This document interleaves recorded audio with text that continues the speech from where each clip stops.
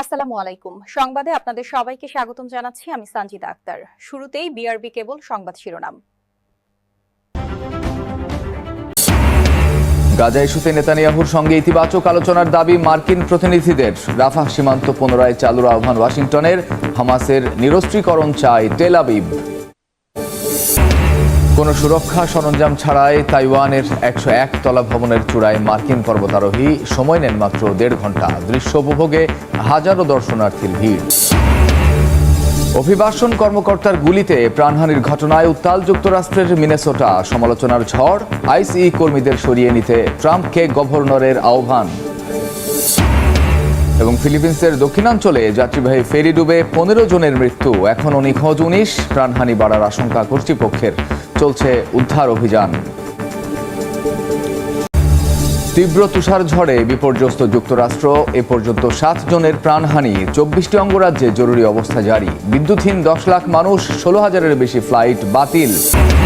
মিয়ানমারের নির্বাচনে ভূমিধস জয়ের পথে জান্তা সমর্থিত দল। প্রহসনের ভোট আখ্যা আন্তর্জাতিক সম্প্রদায়ের। সমালোচনা উড়িয়ে দিলেন সেনাপ্রধান। ইউক্রেনের জ্বালানি অবকাঠামো লক্ষ্য করে আবারও হামলার দাবি রাশিয়ার। একাধিক অস্থায়ী ঘাঁটিতেও আঘাত। মিত্রদের কাছে আরও প্রতিরক্ষা ব্যবস্থার আহ্বান জেলেনস্কির।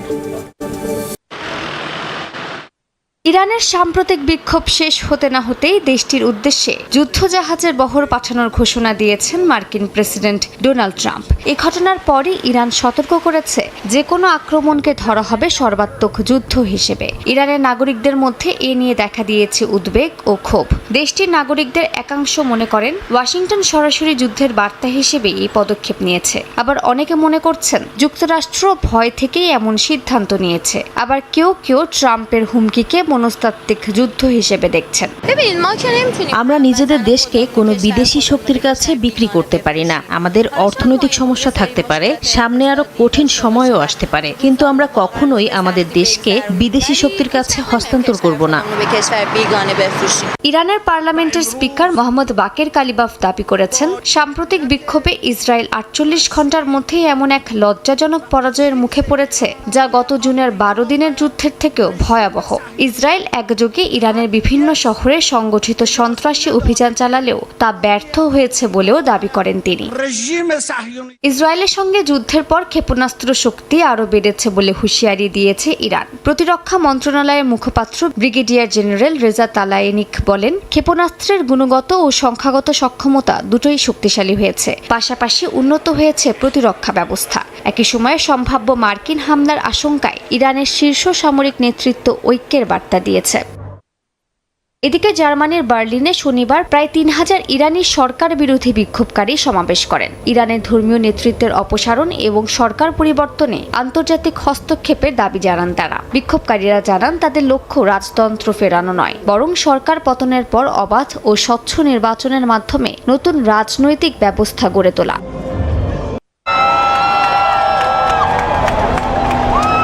দড়ি বা সুরক্ষা সরঞ্জাম ছাড়া অনায়াসে বেয়ে উঠছেন 101 তলা বিল্ডিংয়ে। এ দৃশ্য দেখা গিয়েছে তাইওয়ানের তাইপেই বিল্ডিংয়ে। আকাশচুম্বী ভবনে মাত্র 1.5 ঘন্টায় আরোহণ করেন যুক্তরাষ্ট্রের আরোহী অ্যালেক্স হোনল্ড। বিশ্বের অন্যতম এই উঁচু ভবনে আরোহণের দৃশ্য দেখতে শহরে জড়ো হন হাজারো মানুষ।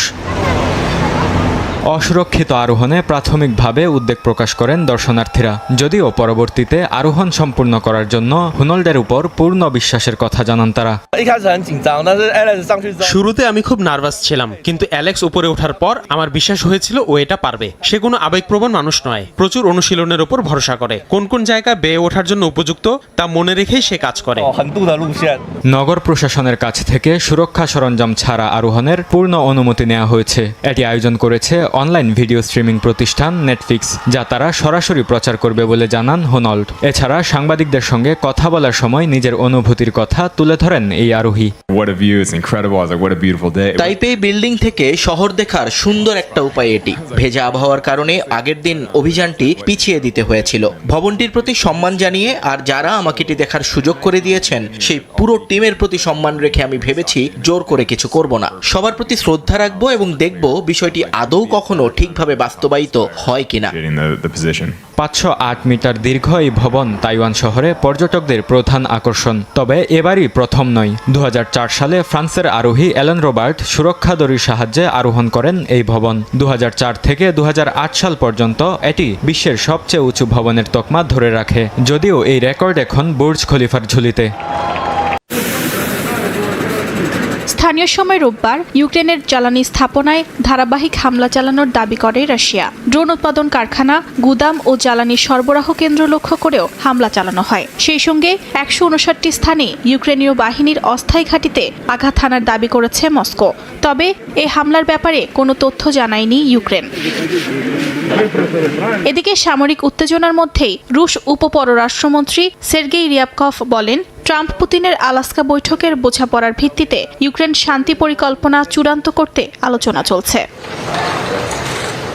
এদিকে আবুধাবিতে যুক্তরাষ্ট্র, ইউক্রেন ও রাশিয়ার প্রতিনিধিদের 2 দিনের বৈঠক শেষে যুদ্ধবন্ধে সম্ভাব্য কাঠামো নিয়ে গঠনমূলক আলোচনা হয়েছে বলে জানান প্রেসিডেন্ট ভলোদিমির জেলেনস্কি। রোববার লিথুনিয়ার রাজধানী ভিলনিয়াসে পৌঁছানোর পর সাংবাদিকদের তিনি বলেন, বৈঠকে মিত্র দেশগুলোর কাছ থেকে আরও আকাশ প্রতিরক্ষা ব্যবস্থা সহায়তা চেয়েছে কিয়েভ। রাশিয়ার প্রতিনিয়ত হামলা ঠেকাতে আকাশ প্রতিরক্ষা ব্যবস্থার প্রয়োজনীয়তার ওপর জোর দেন জেলেনস্কি। Так само Європа має бути рішучою. যুদ্ধবিরতি কার্যকর থাকলেও গাজায় ইসরায়েলি হামলা এখনও থামেনি। প্রতিনিয়তই প্রাণ হারাতে হচ্ছে নিরীহ ফিলিস্তিনিদের।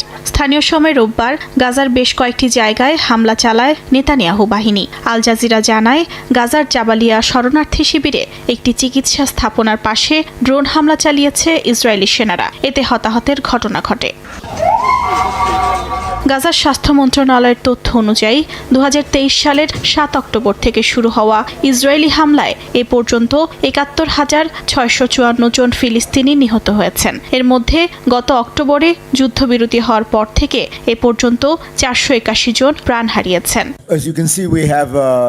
অব্যাহত হামলার মধ্যেই যুক্তরাষ্ট্রের বিশেষ দূত স্টিভ উইটকফ ও ট্রাম্পের জামাতা জ্যারেড কুশনারের সঙ্গে বৈঠক করেন ইসরায়েলি প্রধানমন্ত্রী বেনিয়ামিন নেতানিয়াহু। আলোচনা ইতিবাচক হয়েছে বলে দাবি করেছেন উইটকফ।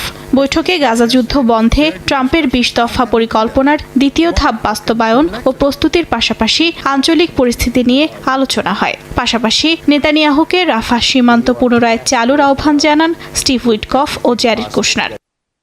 তবে নেতানিয়াহু প্রশাসন বলছে, শেষ মৃত ইসরায়েলি বন্দির মরদেহ হস্তান্তর ও হামাস নিরস্ত্রীকরণ ছাড়া সীমান্ত পুনরায় চালু সম্ভব নয়।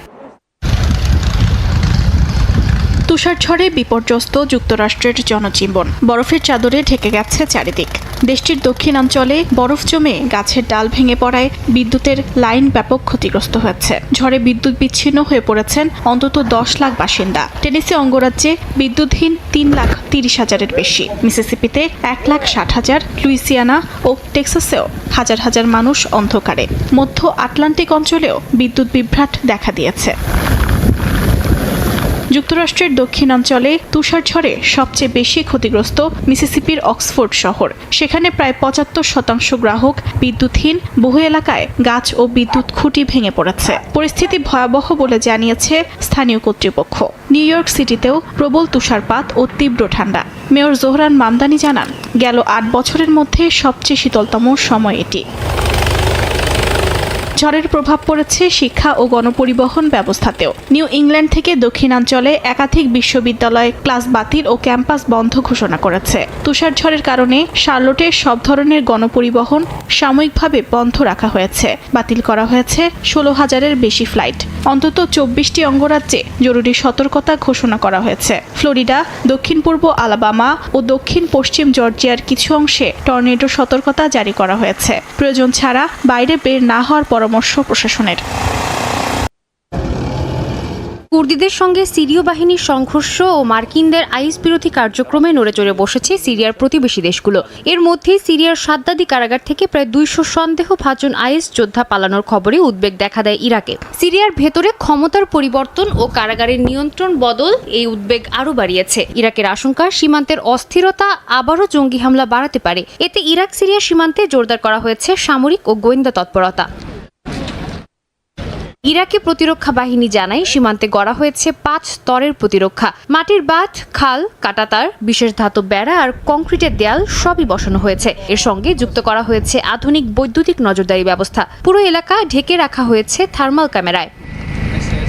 সীমান্তে মোতায়েন সেনারা বলেন তাদের কাজের কোনো সময়সীমা নেই। দিনরাত 24 ঘন্টা তাদের প্রস্তুত থাকতে হয়। সপ্তাহ, মাস কিংবা বছরের কোনো বিরতি নেই। তবুও মাতৃভূমি ও নাগরিকদের রক্ষায় তারা বদ্ধপরিকর। আমরা সকলের কাছে এই বার্তা পৌঁছে দিতে চাই যে পরিস্থিতি নিয়ন্ত্রণে রয়েছে। দেশের সন্তানেরা সীমান্তে মোতায়েন আছে। তাদের আশ্বস্ত করতে চাই যে আমরা আছি। যেই সীমা লঙ্ঘনের চেষ্টা করবে তাদের বিরুদ্ধে কঠোর ব্যবস্থা নেওয়া হবে। চলতি মাসে সিরীয় সেনাবাহিনীর সঙ্গে কুর্দি নেতৃত্বাধীন সিরিয়ান ডেমোক্রেটিক ফোর্সের সংঘর্ষে টালমাটাল হয়ে পড়ে দেশটির নিরাপত্তা পরিস্থিতি। যুদ্ধবিরতি চুক্তি অনুযায়ী সাদ্দাদি কারাগার ও এই এলাকা থেকে সরে যায় কুর্দিরা। ক্ষমতা হাতবদলের সুযোগ নিয়ে কারাগার থেকে পালায় সেখানে অবস্থানরত আইএস বন্দীরা। এরপর থেকে দেশটিতে কড়া নিরাপত্তা জারি রয়েছে। পালিয়ে যাওয়া কারাবন্দীদের আটক করতে চলছে তল্লাশি।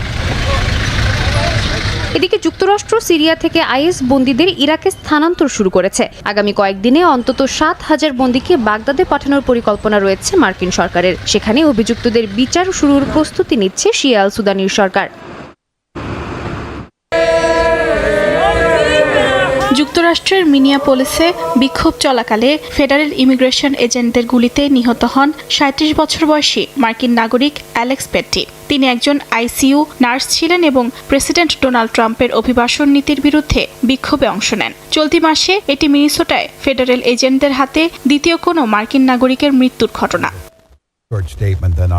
ঘটনার পর গভর্নর টিম ওয়ালস সরাসরি প্রেসিডেন্ট ট্রাম্পকে রাজ্য থেকে আইসিইর প্রায় 3,000 এজেন্ট প্রত্যাহারের আহ্বান জানান। বলেন, আইনশৃঙ্খলা ও শান্তিতে বিশ্বাসী মিনেসোটা আর কোনো নাগরিকের রাস্তায় মৃত্যু মেনে নেবে না। অঙ্গরাজ্য ও স্থানীয় কর্তৃপক্ষ এই হত্যাকাণ্ডের স্বাধীন তদন্ত চেয়ে আদালতের দ্বারস্থ হয়েছে বলেও জানান তিনি।